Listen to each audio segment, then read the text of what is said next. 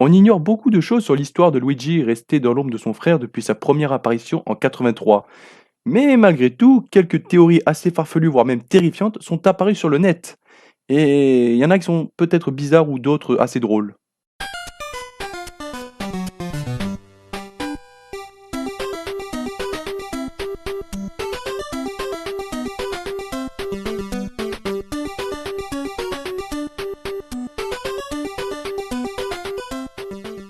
Numéro 1, dans Luigi's Mansion, il se serait suicidé avant même le début du jeu.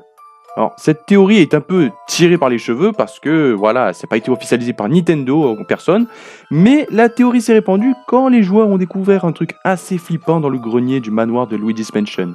Lorsque la foudre frappe et que Luigi est au téléphone, on aperçoit son ombre au mur avec une corde autour du cou. Plusieurs fans pensent que Luigi aurait commis l'irréparable et que son aventure dans le manoir ferait office de purgatoire. Il s'agirait pour lui d'une ultime épreuve avant de pouvoir reposer en paix.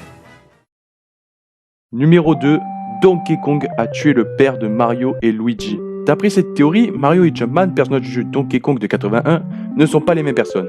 En effet, car Mario aime la princesse Peach et vit dans le royaume champignon, alors que Jumpman aime sa femme Pauline et vit à New York.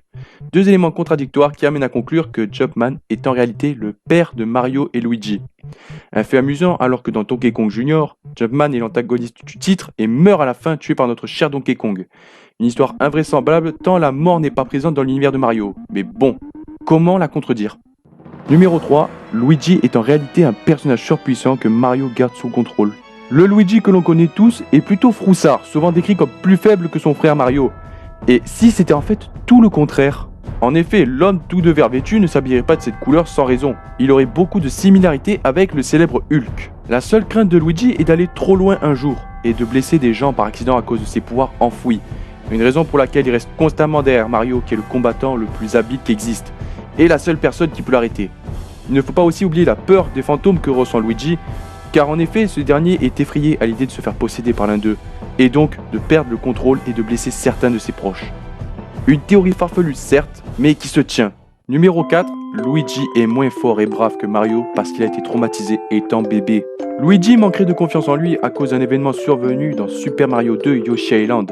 Dans ce titre sorti en 95, bébé Luigi se fait kidnapper et reste captif pendant l'intégralité du jeu, pendant que bébé Mario reste scotché au dos de Yoshi alors qu'il doit affronter de multiples monstres.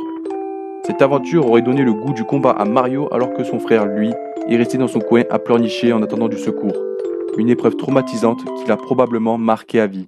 Numéro 5, Luigi est transgenre. Cette théorie est carrément devenue canonique dans l'esprit de nombreux joueurs après une mise à jour de Nintendo. On parle ici de la nouvelle description de la super couronne de New Super Mario Bros. Deluxe. Vous savez, cet objet qui permet à Toadette de se transformer en Peachette. Eh bien, dans la version Switch du jeu, Nintendo a décrit l'objet de la façon suivante.